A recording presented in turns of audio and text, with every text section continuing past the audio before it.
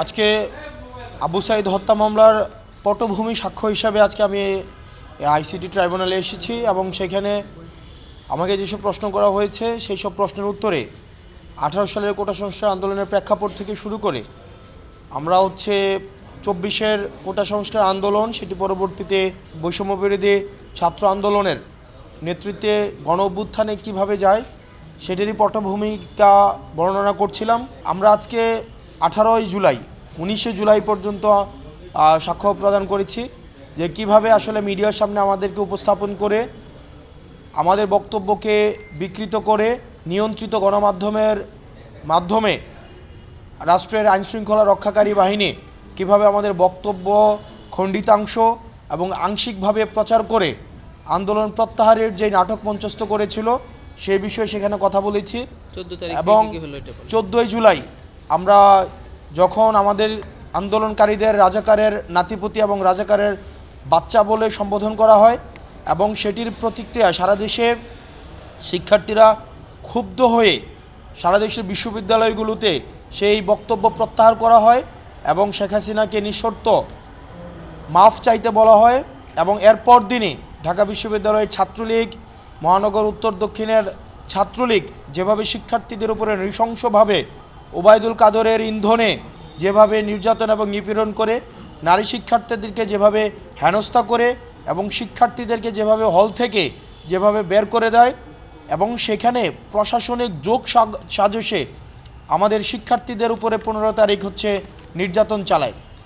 সেটিরই প্রতিক্রিয়ায় 16 তারিখ যখন সারা বাংলাদেশে স্বতঃস্ফূর্তভাবে বিক্ষোভ মিছিল হয়,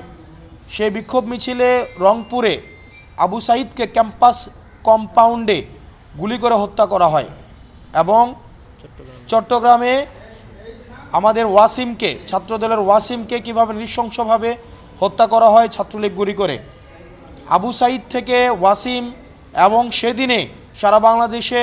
6 জন শিক্ষার্থীকে গুলি করে হত্যা করা হয়। সেটিরই প্রতিক্রিয়ায় আমরা 17 জুলাই যখন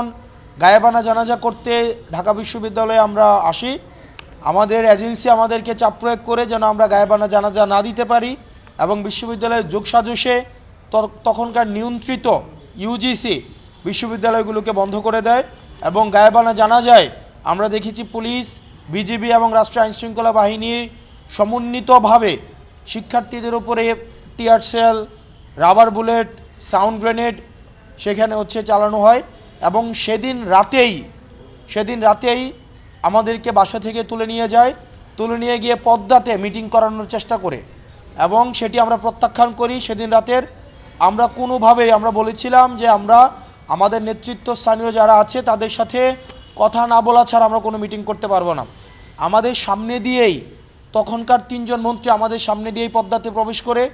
1 ঘন্টা যাবৎ আমাদেরকে বোঝানোর চেষ্টা করে তখনকার সময় ডিজিএফআই যেন কেন আমাদের মিটিং করা উচিত, কিন্তু আমরা এই মন্ত্রীদের সাথে আমরা মিটিং প্রত্যাখ্যান করি। 1 ঘন্টা পর আমাদের সামনে দিয়েই 3 জন মন্ত্রী বের হয়ে যায়, অর্থাৎ আমরা কোনো মিটিং করি নাই। ওই দিন রাতেই মিটিং করাতে ব্যর্থ হয়ে আমাদেরকে মৎস্য ভবনের সামনে সেফ হাউসে, মৎস্য ভবন এবং আন্তর্জাতিক মাতৃভাষা ইনস্টিটিউটের মাঝে একটা ঘর আছে, বাইরে থেকে সেটাকে পরিত্যক্ত মনে হয় যে এটা পরিত্যক্ত, কিন্তু ভিতরে আধুনিক ব্যবস্থাপনা সবই রয়েছে, যেটাকে আইনশৃঙ্খলা রক্ষাকারী বাহিনীদের ভাষায়, এজেন্সির ভাষায় যেটাকে সেফ হাউস নামে ডাকা হয়। সেখানে আমাদের সারা রাত ভোর ব্যাপী আমাদেরকে জিজ্ঞাসাবাদ করা হয়, আমাদেরকে চাপ প্রয়োগ করা হয়, পরিবারকে জিম্মি করা হয়, যার স্থানীয়ভাবে ছাত্রলীগ দিয়ে পরিবারকে হেনস্থা করা হয় এবং আমাদেরকে মিটিংয়ে যেন আমরা বসি সেটির জন্য আমাদের চাপ প্রয়োগ করা হয়। সেদিন সকালে এসে আমাদের এজেন্সির একজন আমাদেরকে হুমকি দেয় যে আমরা যেন মিটিং করে সারা দেশের সামনে আমরা যেন বলি যে আমরা আন্দোলন প্রত্যাহার করে নিয়েছি, তাহলে আমাদের লাইফ সেটেল করে দিবে, বিদেশে আমাদের লাইফ সেটেল করে দিবে, এই বিষয়গুলো আমাদেরকে বলেন। আমাদের সারা দিন ব্যাপী আমাদেরকে নির্যাতন করা হয়। সেদিন জুম্মার নামাজ ছিল, আমাদেরকে নামাজ পড়তে পর্যন্ত দেওয়া হয়নি।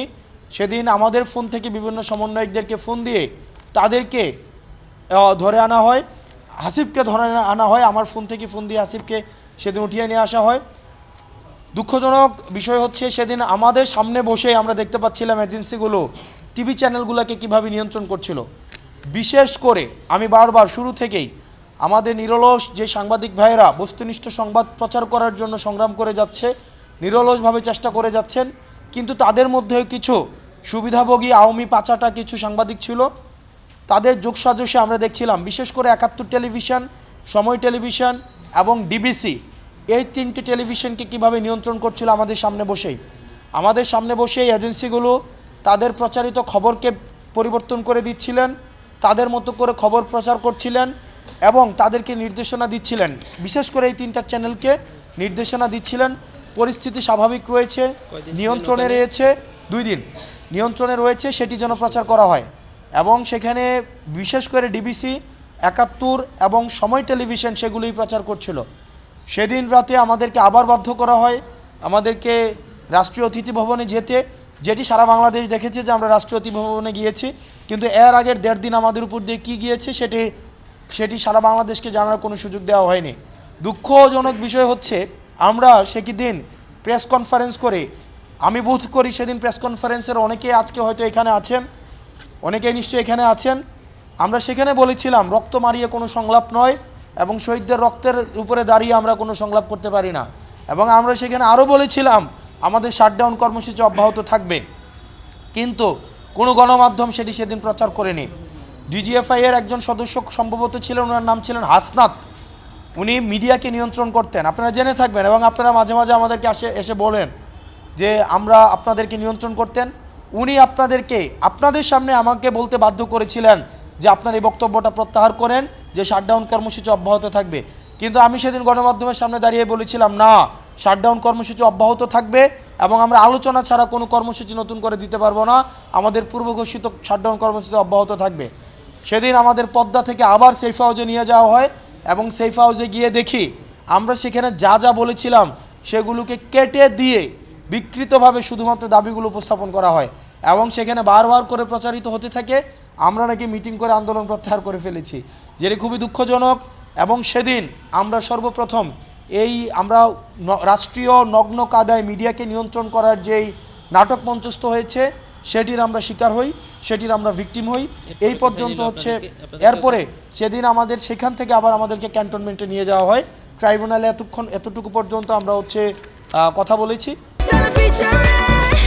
Next level, well done, side by side, free